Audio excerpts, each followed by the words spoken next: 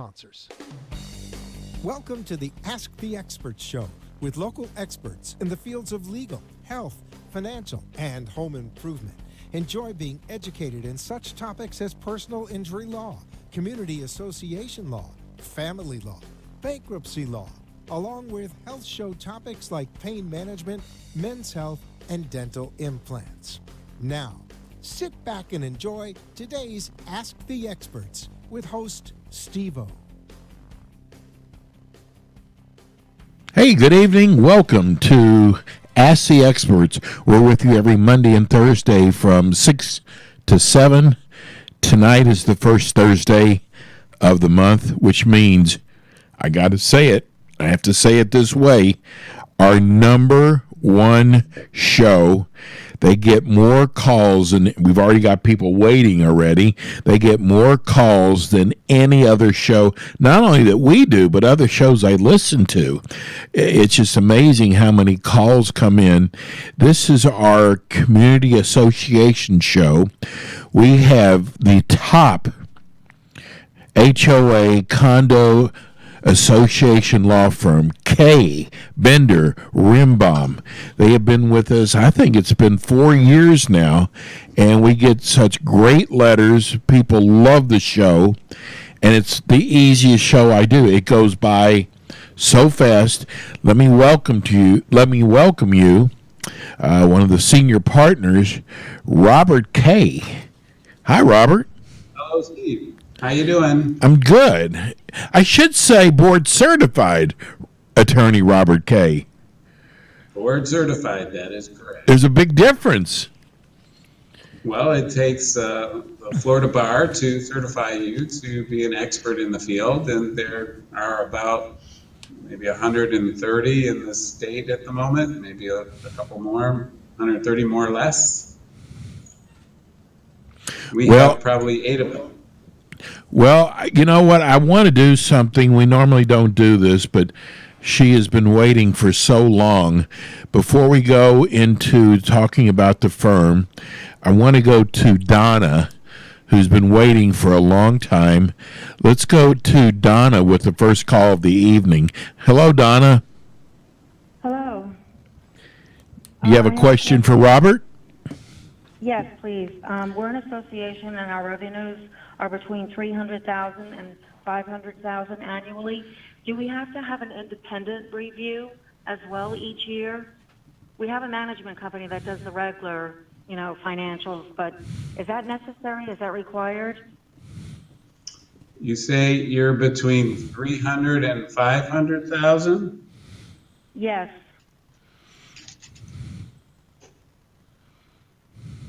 And of that, I'm looking at the statute in the book, and it says shall prepare reviewed financial statements. Do we have to do that with an independent person, like HR Block or? your documents say review? No, I'm looking at the statutes. Not our documents don't really say anything. I'm looking at the 718. Well, if you're an HOA, you're not subject to 718, you're subject to 720. No, we're a condo association. Oh, I'm sorry, I thought you said you were a homeowner association. No, we're a condo association. Okay, well, as a condominium association, you are required to follow the numbers that the statute provides for having to do that.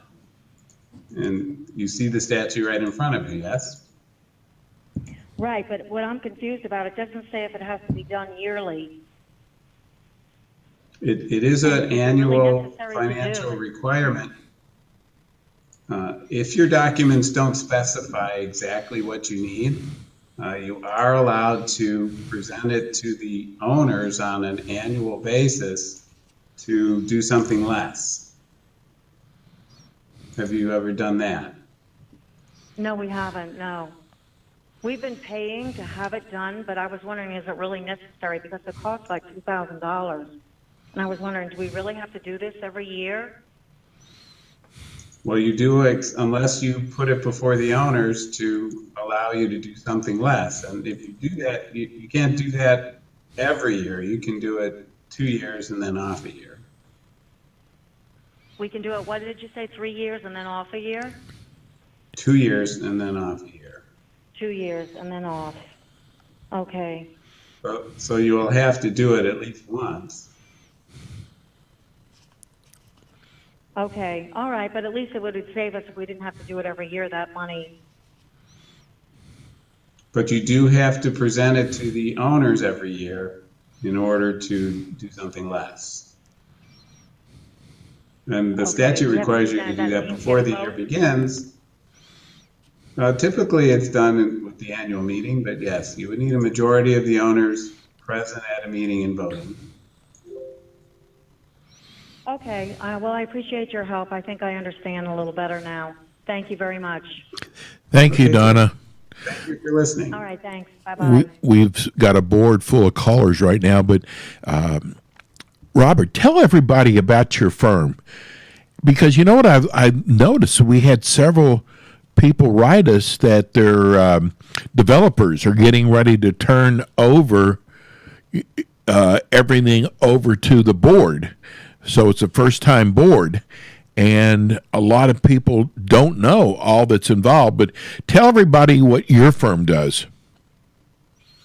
Well, our firm focuses in the area of community association representation, handling all aspects of the legal needs of a community association on a day-to-day basis, be it involving reviewing your covenants, providing analysis of rights and obligations of the association, the individual owners, additionally dealing with covenant enforcement matters, collection of unpaid assessments, negotiating with contractors, third-party providers of services, dealing with construction defect issues, pretty much across the board, things that associations deal with on an everyday basis. Turnover from a developer is certainly one of the things that is important, that they have good legal representation. Once the turnover occurs, there's timeframes that come into play when developers are supposed to do certain things, when claims can be made, and it's important that those are followed strictly. And that's an important time to have competent, qualified legal counsel. And so that you know, Kaye Bender Rembaum has well over 1,000 properties that they work with, and that's something. Let's go to our next caller, Gabby from Miami. Hi, Gabby. Hello, how are you? Good. You have a question for Robert? Yes, I do. Hello, Robert. My question is very simple. Okay. I just found out that when there is a military applying to be as a tenant, a lease application, there is a law that is 7 day maximum to process those applications. However, when an applicant does not disclose or identify themselves as being in the military service, how are we, association or management company, could be aware of that if they don't disclose it? And if the application surpasses the 7 days, can we turn down an application that does not fulfill the minimum requirements regarding a credit score, which is in the application process, or any other item on the application, and they come back saying, I'm a military, you cannot deny my application? Well, if they didn't disclose it, obviously there's no way you would know. And if they Correct. don't qualify under your documents, then they don't qualify. And I don't believe that them being military or not makes a difference as far as qualification goes. In our experience, that's never been an issue that has resulted in the association being forced to allow somebody to lease or purchase property within the community, particularly when that's not disclosed at the beginning. Okay, so in any event, if we turn down that application because they do not meet the credit score minimum that we have on the applications, now that they're presenting their military ID, they cannot ask us that we do have to approve it because now the 7 day starts according to them. Well, you've already disapproved it, so the fact that they're telling you they're somehow affiliated with the military after the fact doesn't change the fact that they've already been disapproved. Okay, I understand. Perfect. Thank you so much. Thanks, Okay, Gabby. thanks for listening. Let's go to Mark. Hi, Mark. Hi, this Robert? This is Robert. Yes. Hi, Robert. I love your show. Hello, Mark. Listen to it a lot. Your cousin, Robert. I have a specific question. During COVID, we have someone that runs a boutique out of their unit in our community, and it's forbidden to have a business in our community. We put them on notice. They canceled a sale that they were going to have last week. And today, when I was out of town, they had 89 people from out of the community come in. With COVID invited, 89 people that live in the community and outside the community were invited to come to her house or her condominium inside of a building of 26 other units. Is there anything that we're going to fine them for having this when it wasn't supposed to happen? But is there anything that we can do legally about this? Because she's going to do this again and again and again. Now, what type of business is it? She has a boutique business. She sells ladies' clothes, pocketbooks, jewelry, accessories. Okay. And these 89 people, I assume they weren't all there at the same time, correct? No, they weren't there at the same time, but she was on Facebook inviting people from 11 o'clock to 6 o'clock today. And do you have any specific restrictions in place for outside visitors under the COVID restrictions? No, we don't. Not that I know of in our separate community, in our master community. There are 8 different communities within our master community. We don't have any in our separate community, but I don't know if they have any restrictions on COVID. You have to be an invited guest to come in. You have to go through the gate and so forth. But I don't know if we have any restrictions on COVID for people coming in if you're on the guest list. Well, if there's no restriction that's being violated, then the fact that she's doing something that might not be the smartest under the current circumstances wouldn't be a basis for you to take legal action. You'll need to have some form of limitation on the visitation within the community in order for you to proceed with any kind of formal legal action. Well, we have a fining committee. We told her to cease and desist, and she canceled the one party, but she had this party today. I understand, but in order to fine, you have to have a violation of something in your documents, not just because you think what somebody's doing is wrong. Well, no, we have in our documents that you cannot run a business out of your home. But has that been allowed for her or others? I didn't understand. Is that allowed for others? No. You cannot run a business out of your home. And I thought from what you had said initially that the board has been allowing her to do that because of COVID. No. I said because of COVID, what are the restrictions on her inviting 89 people to her unit throughout the day today from the community and from outside the community? No, the board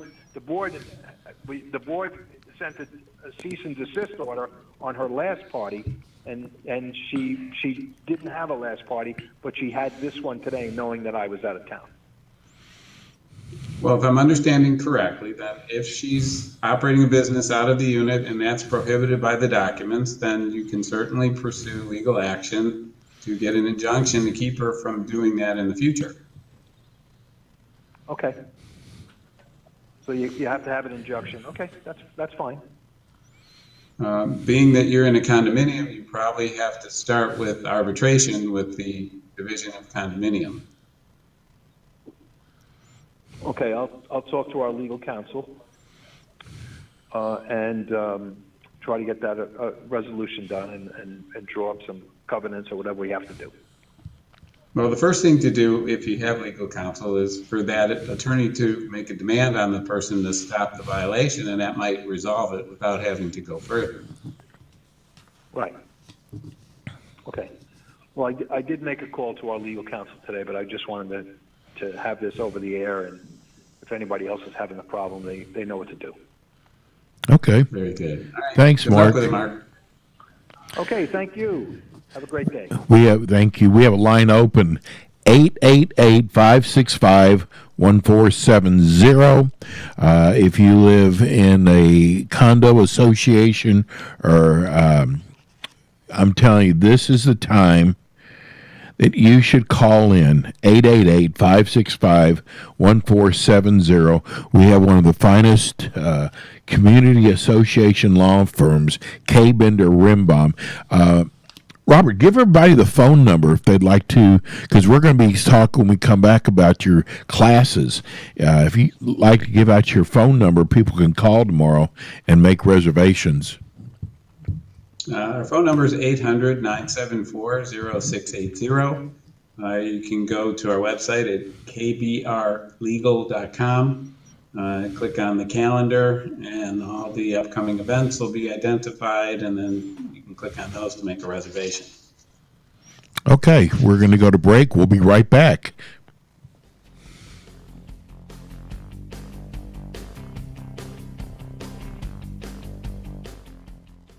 Kaye Rembaum is a full-service community association law firm dedicated to the representation of community associations throughout Florida, with offices in Pompano Beach, Palm Beach Gardens, Tampa, as well as in Miami-Dade by appointment. Several Kaye Rembaum attorneys are board-certified specialists in condominium and plan development law, and they assist clients with all matters of community association legal issues while keeping them up to date on new developments affecting their associations. Kaye Rembaum is also a well-known provider of free legal education, which often includes CE credit for managers and state certifications for board members. Contact Kaye Rembaum today by calling 800-974-0680. That's 800-974-0680 to reach any of their locations. You can also visit them online at kbrlegal.com or just write to them via email at info@kbrlegal.com. We are back. This is the Ask the Expert show on every Monday and Thursday from 6 to 7 with some of South Florida's finest lawyers, doctors, financial, home improvement. Today it's the first Thursday of the month, so we have Kaye Rembaum, and we have board-certified attorney Robert Kaye, one of the senior partners. If you have a question for Robert, give us a call now. We have one line open at 888-565-1470. 888-565-1470. So you are your firm is amazing because you give a lot of time teaching, and you have classes that you do all through the month. So let's talk about what's going on in March. Okay, well, March is already underway. We've already had some, and we talked about those last month in anticipation before, but we do have some interesting things coming up. Next Thursday, as a matter of fact, we have a version of Ask the Attorneys, one of your favorite. I love that.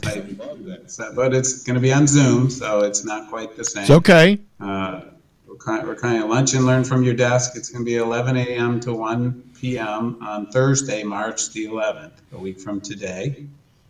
And then on Thursday, March 18th, at 1 o'clock to 2 o'clock, we have a 1 hour presentation on covenant enforcement for community associations taught by Andrew Black out of the Pompano Beach office. There's one CE for managers.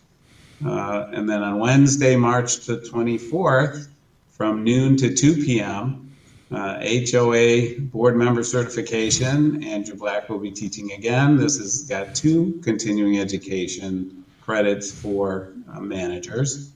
Then on Tuesday, March the 30th at 4:30 to 7:30 p.m., that's a little long, is Community Association Board Member Certification by Emily Gannon. Will be teaching that one. I think that one. And then on Wednesday, March 31st, the very next day, is from 5:30 to 7:30, Condominium Board Member Certification. That would be taught by Allison Hertz. So that's what we've got upcoming in the month of March. Well, I want to. We get everybody. Try to get everybody to write in their questions, and since we're talking about certification, James and Deerfield want to know regarding HOA board members. Does the board members have to recertify ever? Well, the statutes provide on certification, and that's these certification courses that we're offering, that if the board member is in continuous service on the board, the certification will last for 5 years. The method of becoming certified is to sign a form document that the the Department of Business and Professional Regulation puts out, or attend a proper certified course, which is what we provide. We believe that the course provides more information and assists board members in doing their function as board members, so it's the better choice. And as I say, it's good for up to 5 years of continuous service. If there's a break in service, say somebody takes a break for a year or even a day, then they'd have to do the certification over again. Robert, in your firm, do you have to keep up with CDC guidelines? Are there certain guidelines for condos or associations? What do you mean by guidelines? Well, the reason why, like here, we have one of the people wrote in, asked, he said, has the pool rules with the CDC changed? Well, the CDC isn't the guiding source of information specifically. I mean, they do put out information and recommendations, but it's the county level that's going to be addressing pool restrictions that any of us have to be concerned with. And at the current time, there hasn't been any significant changes in several months. So whatever's been in place remains in place, wherever they may be. Okay. Let's go to Barb in Boca. They're changing their board, and the minutes from the previous meeting were not signed. How do we sign the minutes for the previous board, and are those contracts valid? Well, if minutes aren't signed, that's not really something that's going to affect the validity of the actions taken by the board. If the new board desires, they could ratify the minutes or adopt the minutes as part of their standard business that they do when they start in their new term. An actual signature on it is not a critical requirement, and often minutes are not signed at all, but typically a board will start their next meeting by reviewing minutes of the last meeting and adopting them, or waiving the reading and just adopting them as appropriate. It's helpful if the board has personal knowledge about what took place, so that when they do adopt those minutes into the official records of the association, they know that they are correct and accurate. The contracts should remain enforceable. Okay. I want to get us back. We got a late start on our last commercial. We're going to go to a commercial again. We're here with Kaye Bender Rembaum. They are community association attorneys.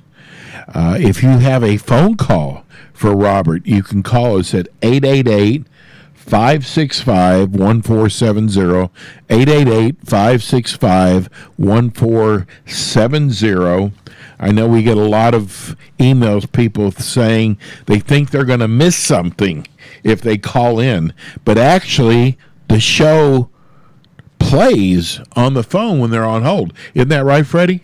Yeah, so you're not going to miss anything. So give us a call here at 888-565-1470. Robert just gave you everything that's going on in March.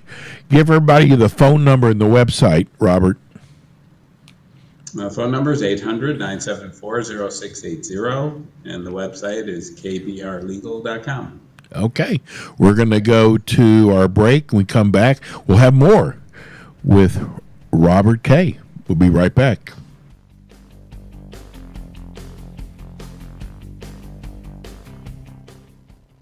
Kaye Bender Rembaum is a full-service community association law firm dedicated to the representation of community associations throughout Florida, with offices in Pompano Beach, Palm Beach Gardens, Tampa, as well as in Miami-Dade by appointment.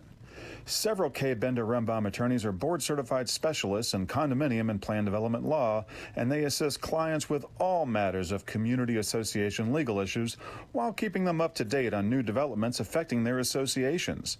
Kaye Bender Rembaum is also a well-known provider of free legal education, which often includes CE credit for managers and state certifications for board members. Contact Kaye Bender Rembaum today by calling 800-974-0680. That's 800-974-0680 to reach any of their locations. You can also visit them online at kbrlegal.com or just write to them via email at info@kbrlegal.com. You are listening to the Ask the Experts show with host Steve-O. We will be right back with more experts in the field of legal, health, financial, and home improvement. Join us every Thursday from 6 p.m. Now, get ready for more Ask the Experts. We are back. We're here with senior partner Robert Kaye. He is the senior partner at Kaye Bender Rembaum. They cover all of South Florida, Tampa. If you are a board member or a management company and you really want a great law firm that basically this is all they do, I would say 90%.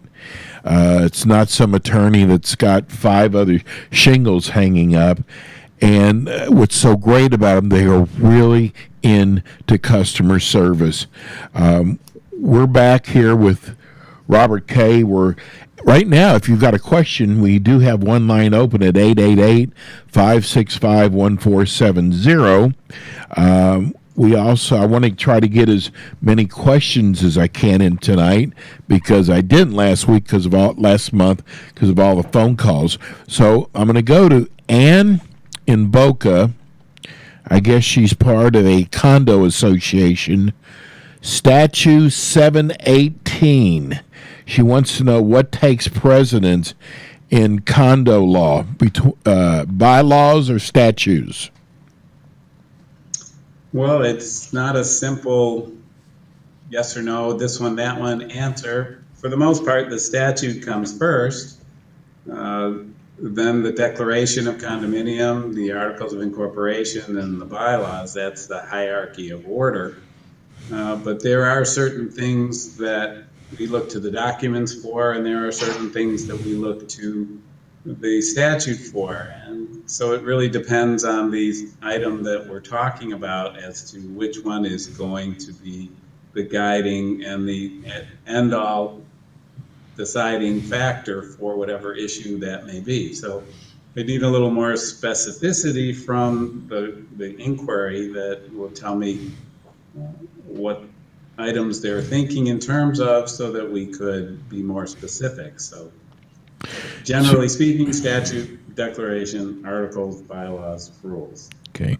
It's really amazing. We've been doing this show for about 4 years now, and God, it used to be so many questions about pets, and now we rarely get questions about pets. It's either now about COVID or elections.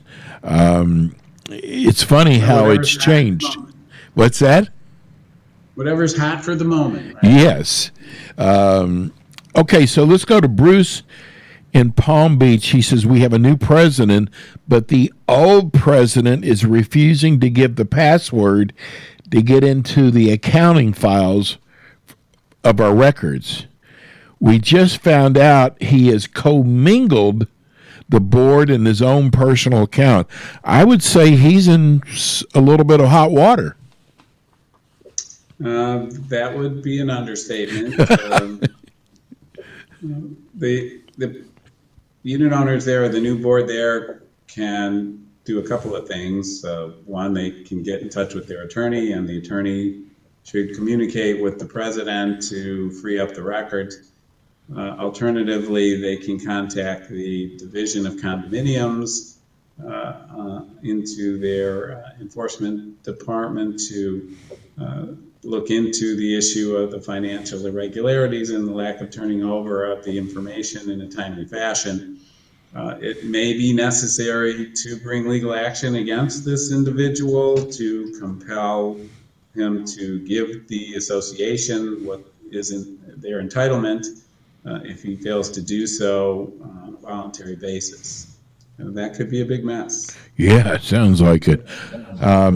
Let's go to David in Boynton. He's actually written us for the last 3 months, so I wanted to make sure I got him on.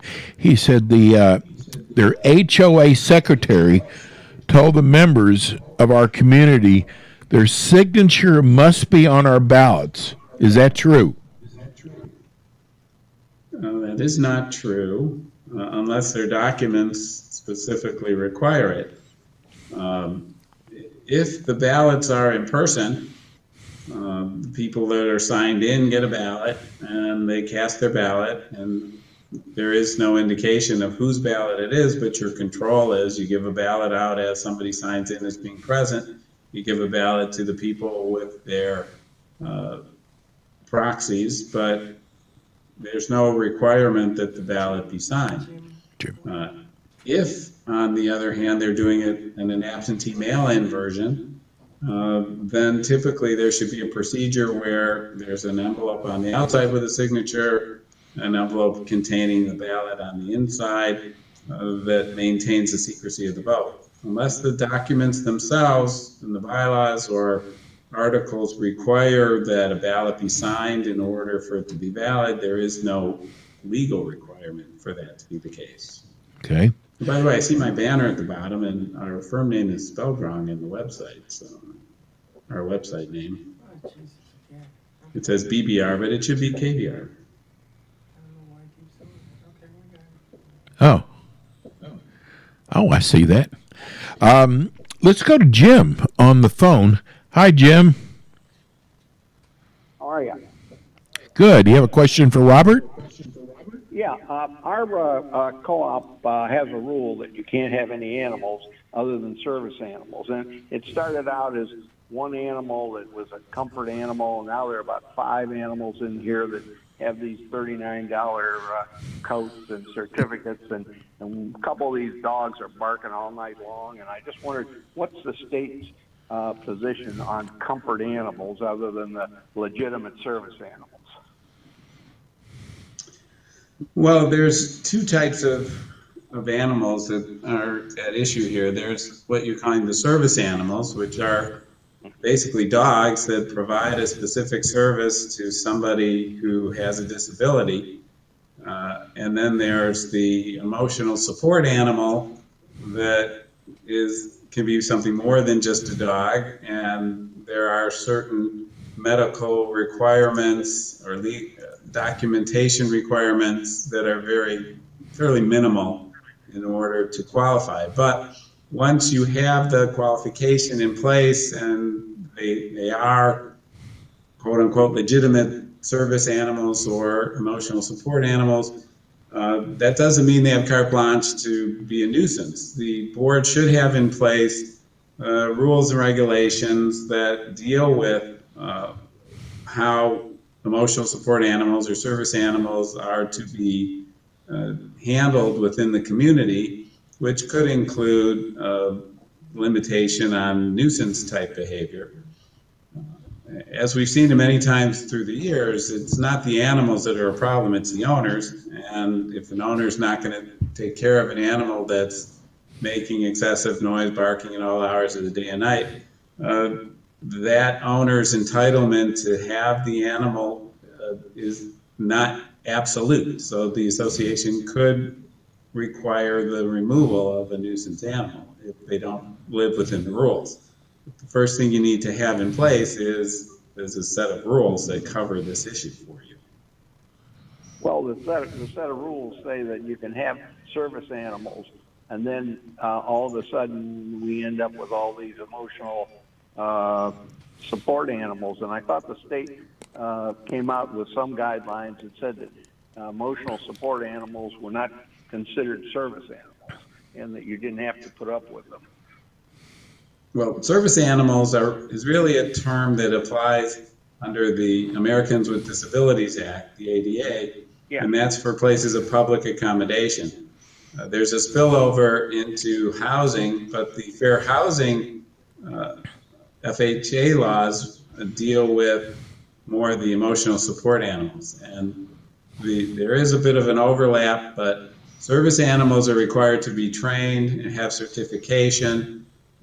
And your inquiry that you can make is very limited as to the qualifications. The emotional support animals needs a qualified medical provider to identify a major life function that is impaired and that this specific animal will allow the owner full use and enjoyment of the property.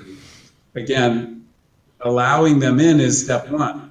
Once they're there, you need a set of rules and regulations to deal with their behavior in the community, and that's what sounds like you're missing. Okay, thank you. Appreciate that. Thanks, Jim. All righty, thanks for listening. Jake and Pompano said the COVID virus has postponed their elections. What do they do? Well, Jake, you still need to have your elections, and we have many of our clients who are doing them electronically. We're using like a Zoom platform, and the owners are able to attend and participate. There will be a on-site location for collecting of the ballots and proxies and information like that, but no gathering of a large number of people. And they're able to accomplish their meetings in that fashion. It's allowable under the law, and it's something that should be undertaken. If you'd like to call in, we have a line open now at 888-565-1470. We're here with Robert Kaye from Kaye Bender Rembaum.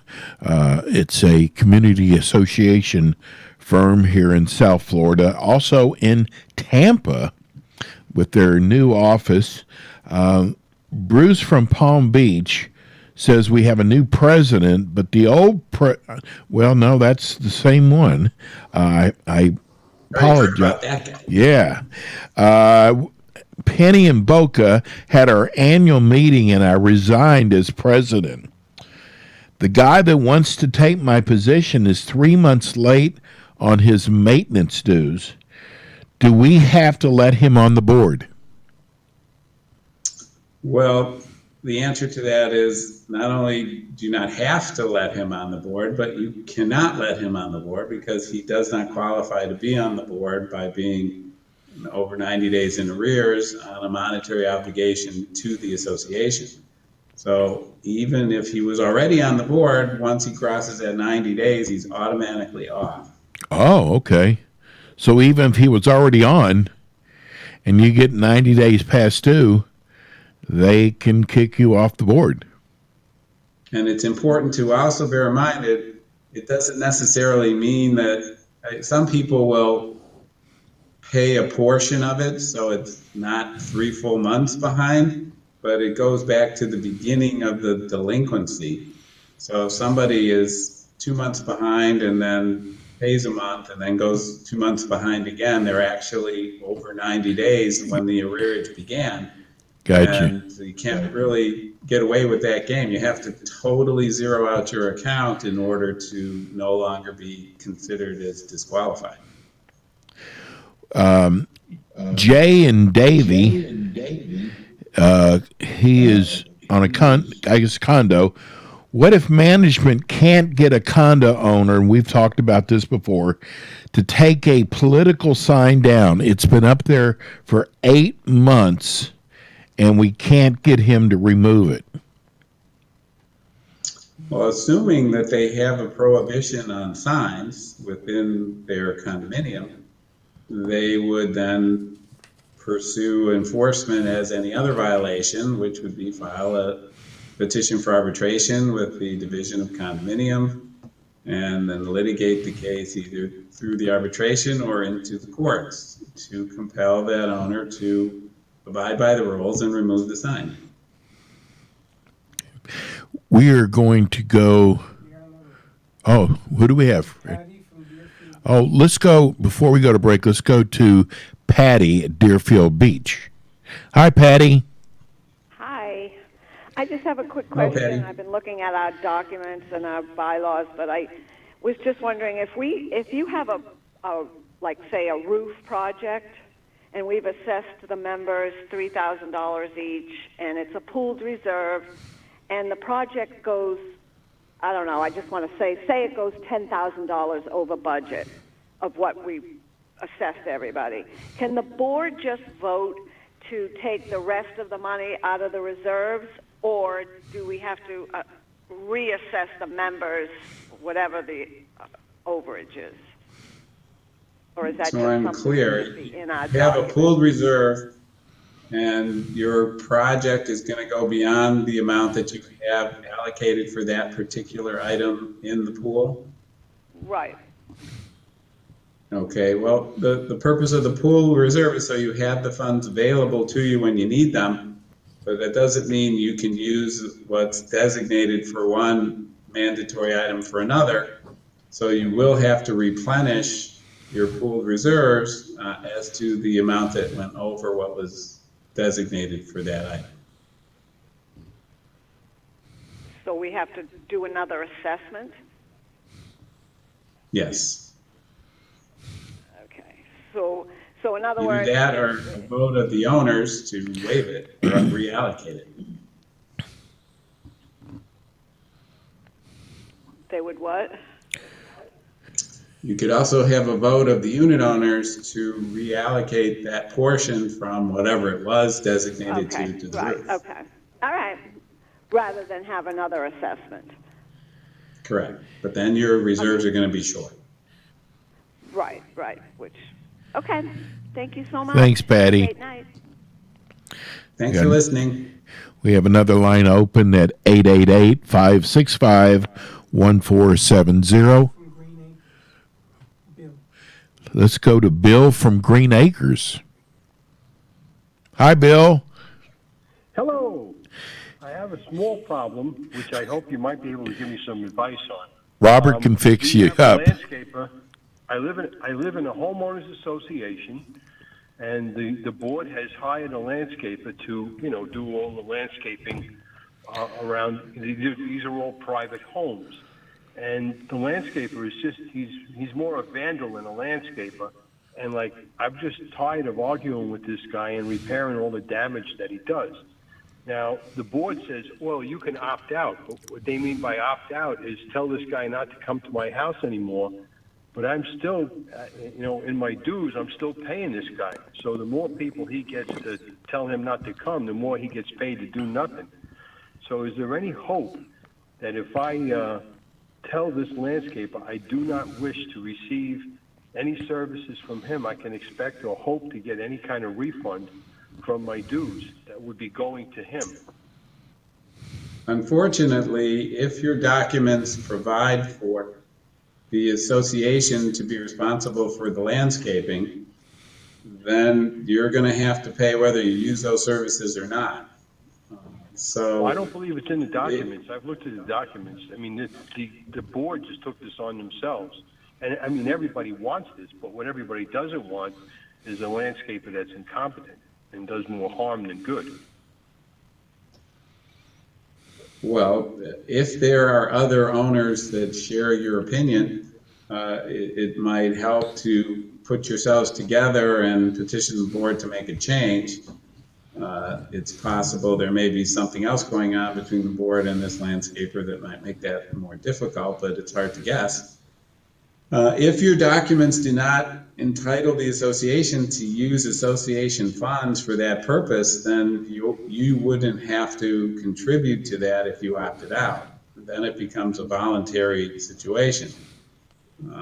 Before you do any of that, it would be a good idea to have an attorney reviewing your documents and make sure that there's nothing in there that might put you at risk, because you don't want to find yourself in a collection situation for unpaid assessments with a lien and additional attorney's fees and costs on top of it.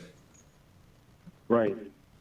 All right, you've been very helpful. So, in other words, now I happen to live where I am. I'm in Riverbridge, which is a property owners association, which is the master association, and then underneath that, the sub-association is the homeowners association. So I would have to go through both sets of documents to determine whether or not there's, I guess this. You're saying that it has to be in the documents that the landscaper is provided for, because what Yes. they do is Which association is doing it? Well, it would be Hammock's Trail, the sub-association. So the sub-association documents would be where you'd start. If they're the ones that are doing it and including it in your assessment, then that's the documents that are important as to this issue. You wouldn't necessarily have to go through the master documents unless there was a delegation from the master to the sub. I consult the proper documents, because they claim that the property owners association documents trump the homeowners association documents. So, well, they do different things. Mm-hmm. Okay, well, I will start first with the homeowners association, and if I find that there is no mention in the homeowners association documents as to landscaping costs, because what they do is they simply put it into the maintenance, dues or whatever you want to call it, Sure. and you have to pay them quarterly, and then this landscaper is paid, by the homeowners association. Okay, but even so, you may want to consult with an attorney on that who's versed in the area. I definitely will. Well, that's the whole reason I've called you, to just get to point me in the right direction. You've been very helpful. Thank you very much. At least there's hope that there might be some way out of this, because this is, as far as the board is concerned, of course the landscaper takes superb care of their property. Why wouldn't he? Mm-hmm. Okay. Well, listen, I've taken a good deal of your time, and you've been very helpful. Thank you very much. Thank you for listening. And if you need a good attorney, Kaye Rembaum, give them a call. We have another line open, 888-565-1470. 888-565-1470. I got to get to these people who wrote in, took the time to write in. Merrill from Boca wants to know, how does an out-of-towner get to vote when they say they never got their voting package? Well, that's a problem, and I assume we're talking about a condominium, although I don't think it indicates that. No. In condominiums, you send out a first notice, a second notice with the ballots in it, and the owners have to fill it out and send it back, as we've discussed before. So in this instance, if the people from out of state or in other cities haven't received it, it's incumbent upon them to be in touch with the association to let them know and make other arrangements. Copies can be sent via email. They can use express mail service like a FedEx to get it back in time. I assume they're not using electronic voting yet, so that isn't an option for them to consider. But the out-of-town folks are going to have to be a little bit more assertive in protecting their own interests and make sure that if they haven't received it by a time that they think they should, that they are proactive with reaching out to the association to get other methods going. Okay.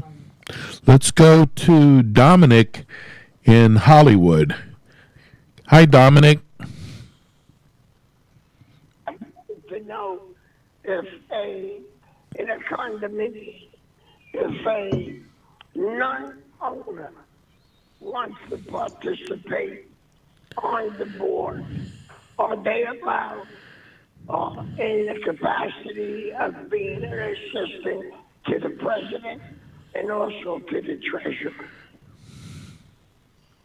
Well, the first thing to do is check your articles of incorporation to see if there's a requirement that people serving on the board be owners within the community. Because the statute provides, unless the articles indicate that requirement, then they are not required to be owners. Assuming that they are required to be owners, the board can appoint to committees or other types of positions individuals who aren't owners to assist them. They don't have a voting power on the board, so there wouldn't be any legal prohibition for that unless your documents expressly state that, which would be unusual. Thank you very much. Thank you. All right, Dominic. How about Charlie in Plantation? Guys, thank you so much for doing this. Great show, by the way, very helpful. Thank you. Robert, you mentioned about people owing money and not being able to run for the board, and you gave an indication earlier of 90 days. Can you explain a little bit more? We were under the impression that it's 90 days in a condo and $1,000. Are you saying that if at one point they were over 1,000 and they qualified to be suspended rights for voting or being on the board or something like that, that they can't be if they fall back? Can you explain that little part again, and where does the $1,000 figure into it? Okay. The qualification to serve on the board issue is separate from the suspension of voting rights or other types of suspensions for monetary obligations. And they're in different parts of the statute. In section 718.112, subsection 2, subsection N, it provides that any individual who's more than 90 days in arrears is not qualified to serve on the board. So it does not specify a dollar figure. In 718.303, where it puts in for the suspension of use and voting rights, that's where you'll find the $1,000. Now, the qualification for service on the board, once somebody becomes delinquent, that's the starting point of the clock. It doesn't mean that they owe 3 months worth of assessments, but they've owed some monetary obligation continuously for more than 90 days. Okay, I got it. I see the difference. Thank you very much for clarifying. My pleasure. Thank you for listening. Wow, busy night with the phones too. We only have a few minutes, and I want to get out the information, phone numbers and everything. And I apologize to the 3 people who are on hold, but please call us back next month. You're on the first Thursday of every month from 6 to 7. Give everybody the phone number, first of all. 800-974-0680. You can write to us at info@kbrlegal.com or go to the website, kbrlegal.com, and you can find all sorts of information there. Yeah, there's really some good reading on there, especially if you're a management company or if you're on the board. Wow, it's been a busy night. We've got Ask the Attorneys next Thursday at 11 o'clock. Next Thursday. As usual, great job, Robert. Wonderful job. Kaye Bender Rembaum, they're with us the first Thursday of every month. And, hey, I like your new commercial, too. Oh, thank you. Okay, so we'll see you again. Have a wonderful weekend, Mr. Robert, and thank you. People I know love the information you give them. It's great to be here. Have a good month. Bye-bye. And we'll see you guys Monday from 6 to 7. Thanks for listening to the Ask the Expert Show, featuring interviews with local experts in the fields of legal, health, financial, and home improvement. Call our office at 888-574-6999 to become one of our experts on the show. And tune in again next week for more Ask the Experts with Steve-O. The opinions expressed on the preceding sponsored program were strictly those of its host.